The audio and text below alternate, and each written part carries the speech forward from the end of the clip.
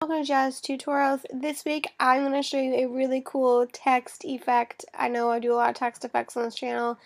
It might be kind of boring sometimes, but I really think text effects are cool. This is an embroidered text effect. Now, I made this in Photoshop myself by accident. I was trying to figure out, I've seen pictures and how people have done it, and I want to try and figure it out myself, so I did. There may in fact be other tutorials on the web that show you how to do this, maybe a similar way or the same way, I don't know. But I'm going to show you my way of doing things, so hopefully there's not one like this out there. If there is, I'm sorry, but yay, I wanted to show you guys this.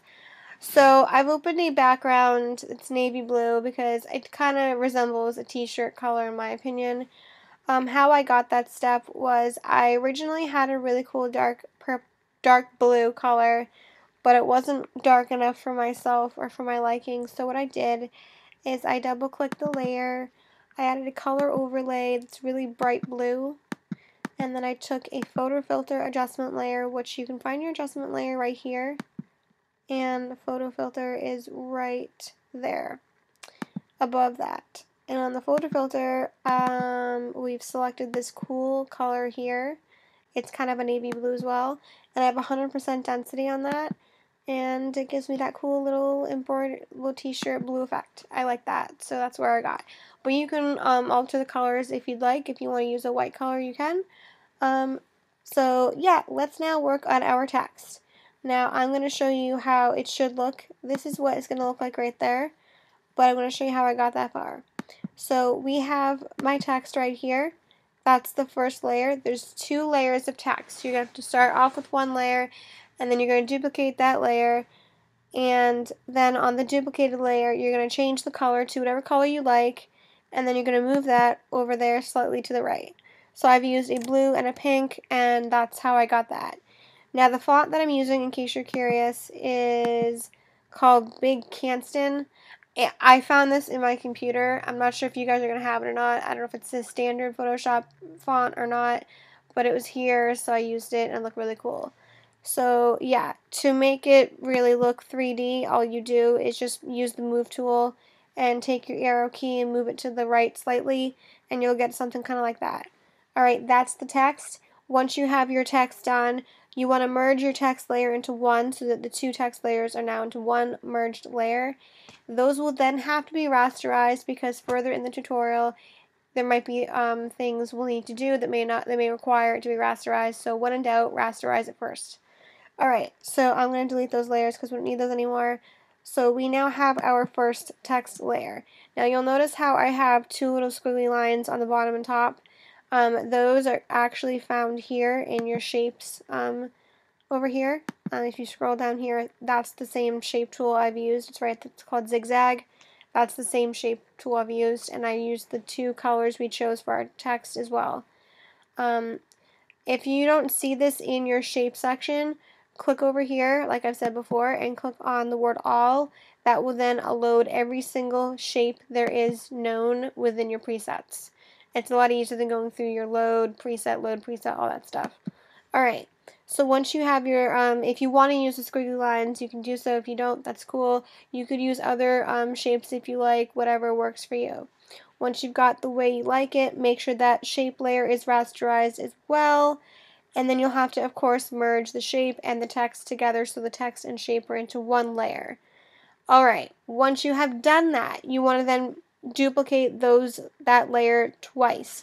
So you now have three layers. 1, 2, and 3, layer 1, 2, and 3, and each of those layers will have different effects on top. Let's start with the bottom layer, which is layer 1. This is going to have starting with a bevel and emboss. We have an inner bevel with a smooth technique with a 500% depth. Direction is up, your size is 10, your soften is 0. Uncheck use global light because we are definitely not using that in this tutorial.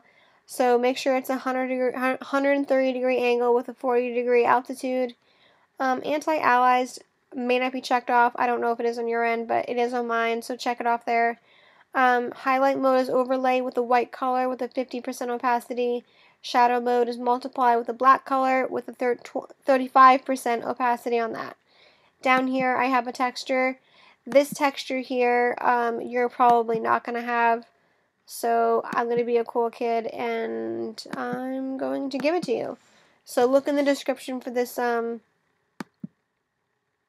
texture. Okay guys, it'll be right there. So it'll be this one here. It'll just say stitch. So take that. Your scale is going to be 120% and your depth will be 60%. Link with layer should be checked off. I don't know if it will be on your side, but make sure it is. Okay guys? That basically is going to create the stitch effect, if you're curious why that's what this texture is for. Alright, inner shadow is going to be multiply with a black color, 25%. Uncheck use global light again, because obviously we didn't need light on this tutorial. Negative 90-degree angle on that. 5 for your distance, 0 for your choke, and 5 for your size. Down here, we're going to go to satin. You're going to select white for your color, screen for your blend mode, 10% opacity, 90-degree angle, a 2 pixel distance, and a 5 pixel size.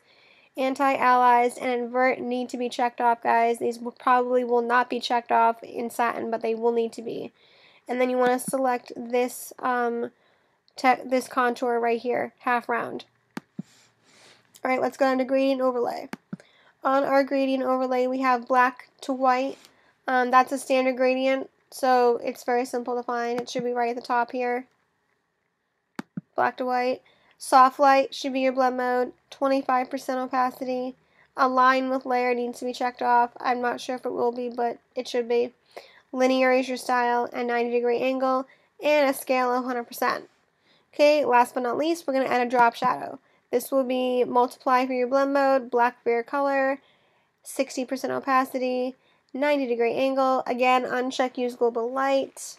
We have a 1 pixel distance, a 0 spread, and a size of 3 pixels. And that's that layer. Alright, so then you should see something like that. Are you following me so far? Okay, cool. Let's go to our second layer above that one. This one, we're going to double click it. And we're only going to add 2 styles on this layer. This one's going to be bevel and emboss and inner shadow. So we're going to start with bevel and emboss. We're going to go with the inner bevel, smooth technique, 100% depth. Up is your direction. 8 pixels for your size, 3 pixels for your soften. This one, uncheck use global light yet again. 90-degree angle, 20-degree altitude. And you're going to have a gloss contour with anti-allies checked off.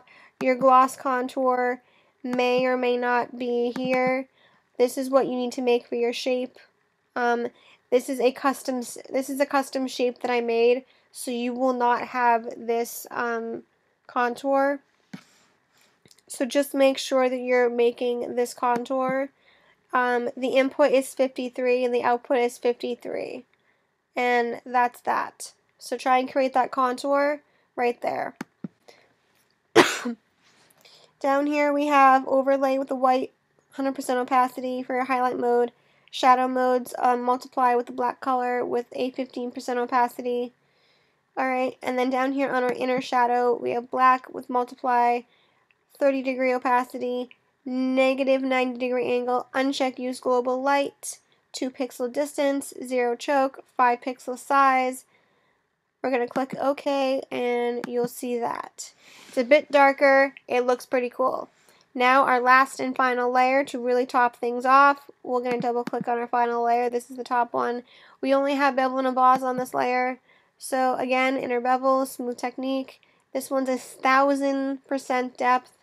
Directions up. Your size is 10. Soften is 7. Again, uncheck use global light. 90-degree angle. 40-degree altitude. Your gloss contour is that one there. Anti-allies is checked off. Soft light for your highlight mode. White is your color. 60% opacity. Shadow is multiply with black with a 0% opacity. We're going to click OK and you will then have that, which then kind of just darkens it a bit more and blends it more in to give it more of an embossed text effect. That is so cool, and that's how you do it. I have now merged all those into one grouped layer so it's easy to access. And that's basically it, guys. That's how you make an embossed text effect. It's so simple. It's so cool. I didn't even think it could be that simple. The reason I made this text effect was I found that texture pattern on google.com, and I wanted to use that in text to see what would happen, and it magically made this embossed like text effect. So I think it's pretty cool. So thank you for watching, commenting, subscribing, everything done. I love you guys. You're amazing. Team Awesome is awesome. Check out below in the description for the texture download, because you're going to need that. If you don't have it, you can't make this tutorial. It's just that simple. So thank you, thank you, thank you. I'll see you again next week with a cool tutorial. Hit me up in the comments if you've got any cool suggestions or anything you want to see done, or questions or whatever. Or you can inbox me here. I'm everywhere you are. And yeah, thanks for watching.